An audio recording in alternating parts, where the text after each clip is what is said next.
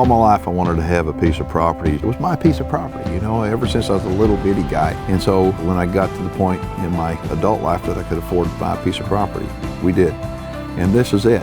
And for me, this is like, this is where I long to be all during hunting season. Well, all year, to be honest with you. But during hunting season, I can't be here often. The reason why is because I'm off on the road doing the television show. You know, I'm in Alaska, or I'm in Mexico, or Canada. I'm all over the place. But the place that I'm really not, that I really want to be, is right here at Texas Hidden Springs Ranch. FreedomMunitions.com, your online ammunition destination, presents The High Road with Keith Warren. We hunt for different reasons, but it's more than just the kill. First off, I'm grateful to be an American, to live in a country that still has country like this.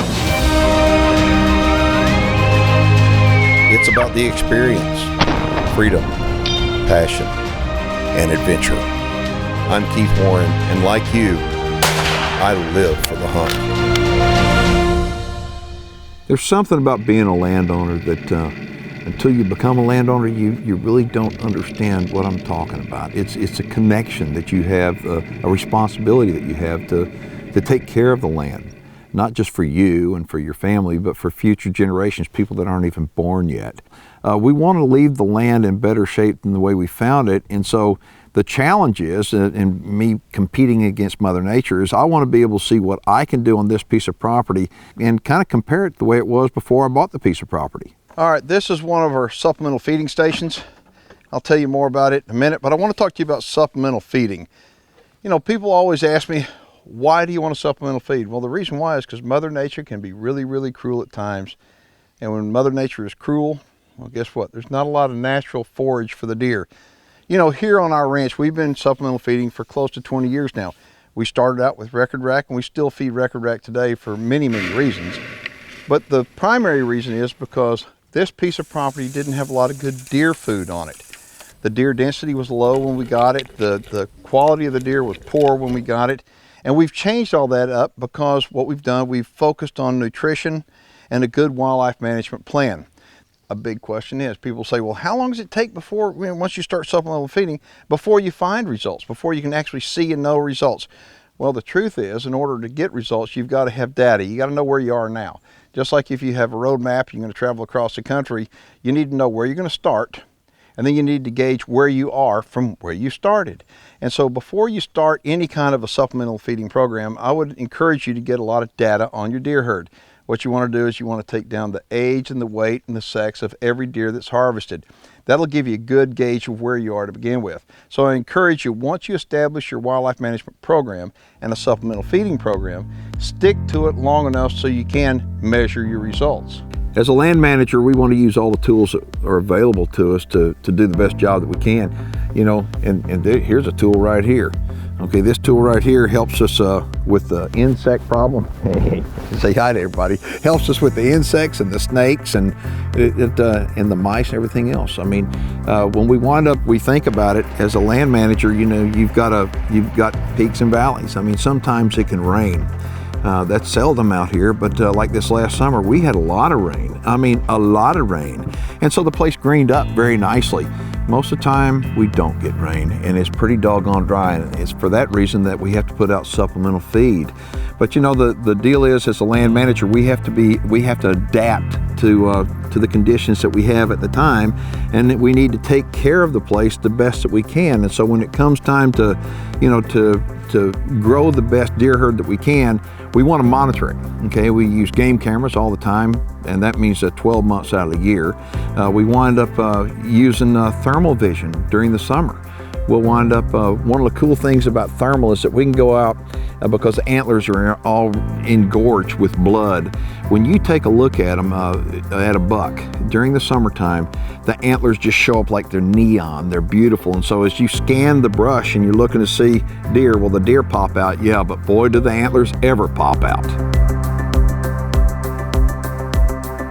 And so what happened is, as we manage properly and we have the equal number of young deer, middle-aged deer, and mature deer, what happens is that we have to take animals out. And my schedule keeps me away from the place a lot, and so we open it up to sell some hunts. Not many hunts, but we sell enough hunts just to pay the feed bill. And so we don't pressure the animals much, but we sell enough hunts to be able to keep the numbers at exactly where we want it, so we have the equal number of young, middle-aged, and mature animals. And so we're going to start out this season with Rick Filippi. Rick contacted me back in the summer and he said, hey, do you think that can you work in one more hunter? I'm looking for a really big deer. I want a pretty deer. That's one of the things that people want when they come here. They don't really care about score. They care about look. And so he said, do you think you've got an opportunity to work somebody in early in the season? I said, it just so happens we can get you in on opening weekend. The High Road with Keith Warren is presented by Rick Comics, 10X High Performance Hunting Gear, Legendary Arms Works, Sightmark, Supercharged Scent Killer by Wildlife Research Center, 99%, and Tannerite. The High Road will be right back.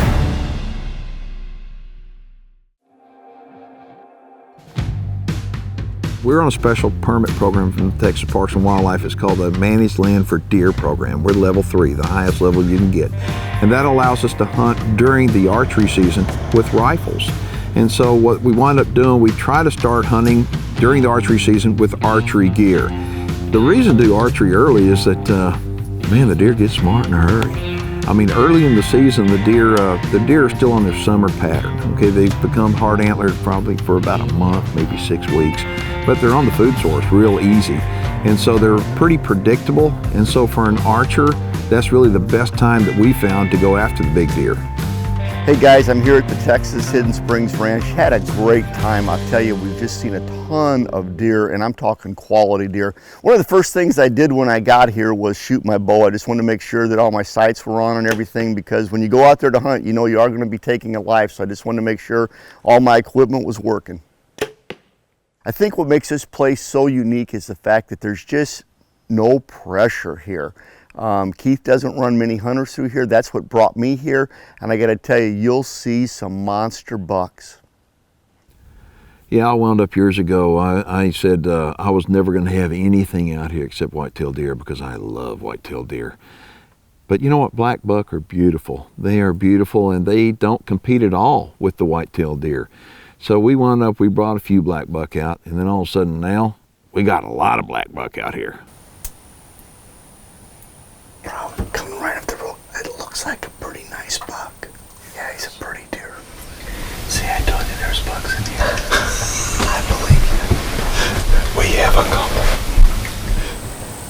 Here comes a big deer. Another one. 10 o'clock. Way over. You can see his white. There's 2 of them. But he's a nice one. There's 2 of them. There's one to his. Yeah, there's another one behind him. Yep, I see it. Yep. That's a cool deer, though. Yep.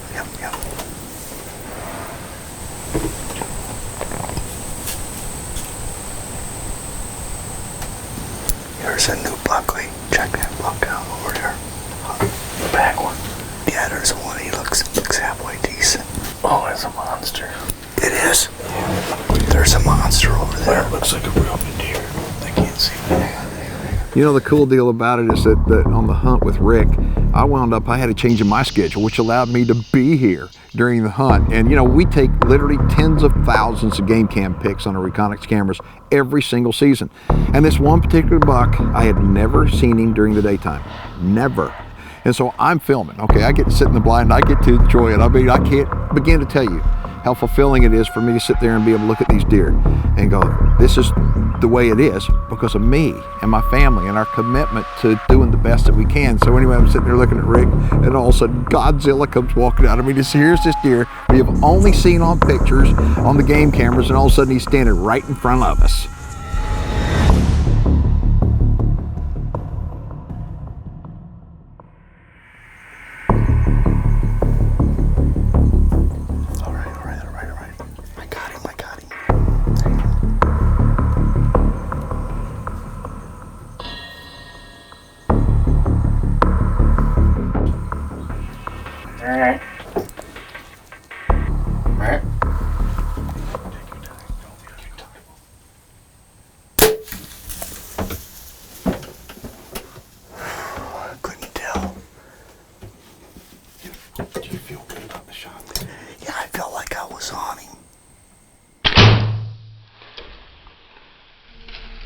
After making the shot, Keith and I came back to camp to grab some headlamps, and getting back to where I made the shot, Bob found the arrow and there was good blood on the arrow, which indicated a very good hit. And I gotta tell you, I really was pumped when I saw that. The High Road with Keith Warren is presented by Pulsar, Nemo Arms, Legends Ranch, the entire line of Food Saver Game Saver vacuum sealing systems, Record Rack Deer and Elk Feed, and FreedomMunitions.com, your online ammunition destination. The High Road will be right back. Tannerite Binary Reactive Rifle Targets presents viewer feedback. All right, this question is from a viewer in Florida. His name is Bill Matson. It's about thermal vision. It says, do you think it's fair to use state-of-the-art equipment for hog hunting? If so, why? I don't see why so many people want to get their hands on thermal units. Bill, the reason why people want to get their hands on thermal units because they're probably one of the most cool units there is to do hunts. If you live in Florida, just like I live in Texas, you've got a problem with feral hogs over there. Feral hogs are really, really smart.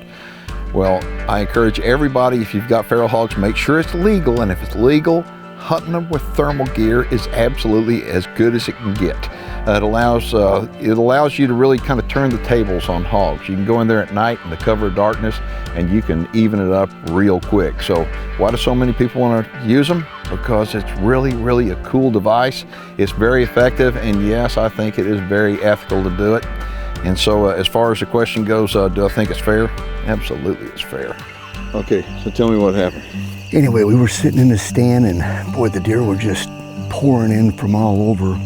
And all evening we had a real nice buck over here, nice management buck. Kept looking up to the east of us here, up in the timber for like an hour. Kept thinking, man, there's gotta be something up there. Finally, closer to dark, this monster comes out of the woods.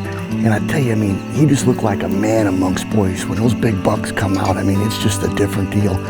He gave me a pretty good quarter away shot, and I shot him, and here's the arrow, and we're gonna go look for him right now, and my heart's beating 100 miles an hour. We got blood back here, and I found a drop right there. You got blood? You do? A little more? Yep. Yep. Oh my gosh! Yes, baby! Yes! I turned 62 years old next year. I've deer hunted since I was 13. I've killed over 120 deer with my bow. This is the best deer I've ever killed in my life. Oh my word. Thank you, dear Lord. Oh my gosh, guys. Man, I mean, look at that deer. Look at that deer. Is that not awesome? Congratulations. Thank you so much. And Keith Warren, thank you. Guys, I tell you, Keith has a fantastic place to hunt here. And the one reason I came here to hunt with Keith is I know that he doesn't overhunt his place. A lot of these people run hunters in and out, in and out, in and out. And he doesn't run many trophy hunts. And I mean, this is the kind of deer you have a chance at killing. I mean, unbelievable. My old buddy Bob here, we stuck it out the first 2 or 3 hunts. I don't think we seen a buck, and then they just turned on. They turned on. That cold front changed things quite a bit. Beautiful. Golly. Congratulations. Thank you so much. That's a buck of a lifetime. It is. Beautiful deer. Thank you, thank you. Wow. Rick had taken a beautiful deer, and I was really happy too. I mean, we got to get it on video, and I got to experience that with him. But one thing that we try to take early in the season are management deer. And management deer to us are 3-year-old deer or older that have 8 points or more. They could have 10 or 12 points, but they're just not genetically what we want to breed. And so we try to get them out early in the season before the rut starts. Again, early in the season, they're very predictable, and we want to target those deer and get them out of the herd. Dean's a guy that's been watching me on television for a long time, and he called up, he says, hey, I'd really like to come, and he's from Pennsylvania, so he and his wife came down here, and I said, I think you're going to be impressed.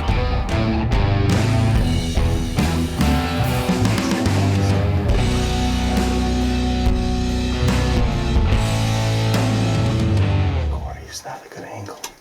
You got to get him broadside, all right? Okay. Wait till he gets you a good shot. Give him time.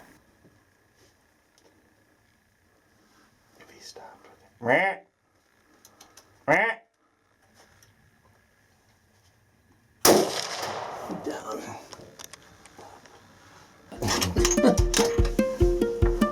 Good job. Thanks, brother.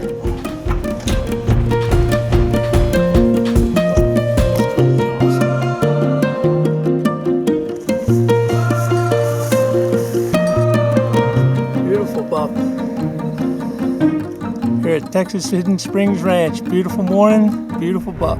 The High Road with Keith Warren is presented by PyramidAir.com, Liberty Safe, Supercharged Scent Killer by Wildlife Research Center, 99%, Castle Rock Outfitters, and OpticsPlanet.com. The High Road will be right back. All right, so we've got a couple of really nice deer down, and a few weeks go by, and then I've got another hunter shows up, and Jamie's a buddy of mine. Jamie's hunt is taking place in November. The leaves are starting to fall off. It's getting a little bit cooler. It's feeling more like, hunting season.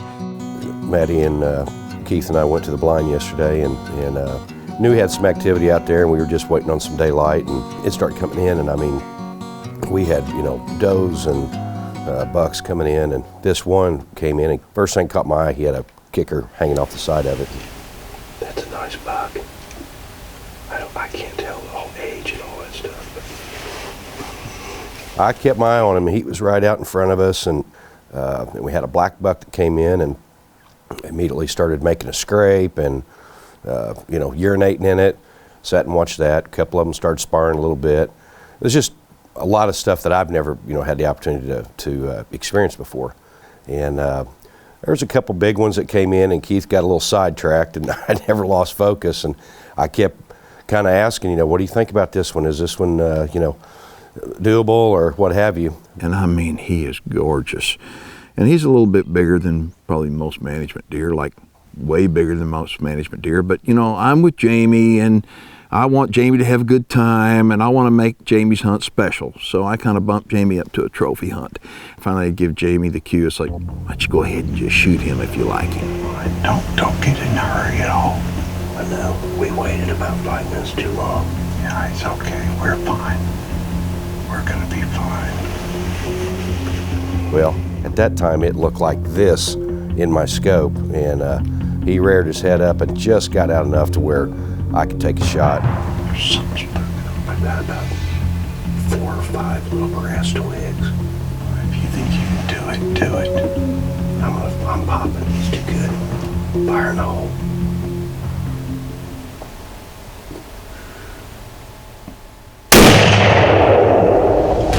You got it. You got it. You got it. Oh, hold still. Hold still. I want to keep it going down. Holy. We just went down.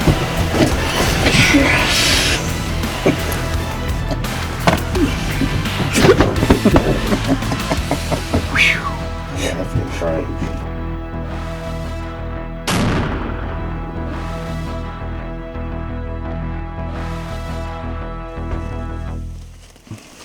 He got back in the brush back there and started working that tree, and he got in a little deep, and I didn't think I had a shot at him, but I think I saw his head rear up after we touched it off. So Oh, he definitely did. I know you closed your eyes closed because my you were eyes. so excited, but I it put was. my head back because I couldn't breathe. Yeah. He made me wait too long. I'm notorious for doing that. He's right there. Look at the white belly. Oh yeah, there's blood all over. Look at this, man. He freaking drove it in the ground. 13, 14, 15, 16, 17, 18, 19. I mean, look at all this trash on him. You could count those too. Look how long his beams are. I know. That's just, I mean, that's amazing. I just can't get over that. look at that. What goes into the health of these deer? It's just absolutely incredible what goes on behind the scenes. In fact, that's probably what I've learned the most out of this trip is not really the big bucks, and that's kind of what you focus on when you jump off the airplane.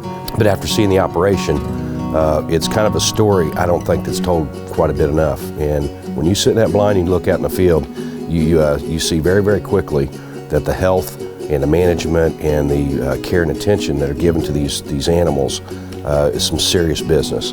And so anyway, and you get to be with the legend Keith, so that was fun as well. As a landowner, I look back at every deer season that we have, and I reminisce about what we've done, how far we've taken it over the period of time that we've had the piece of property. I think about the memories that we've made, and we call it the joy of the hunt. You can go lots of different places and shoot big deer. That's no big deal anymore. Okay, but you can't go to lots of places and have a big time. And that's why we call it the joy of the hunt. We want people to come out here that really enjoy the joy of the hunt, that they realize that there's more to hunting than just getting a tape measure and scoring your deer. It's all about camaraderie, friendship, connection with nature and with each other. And so as a landowner, when I reflect upon every season, I say, I want to make it better next year than it was last year, and every year we do make it better. If you'd like more information about hunting opportunities with us at the Texas Hidden Springs Ranch, you can look us up on our website at texashidden-springs-ranch.com.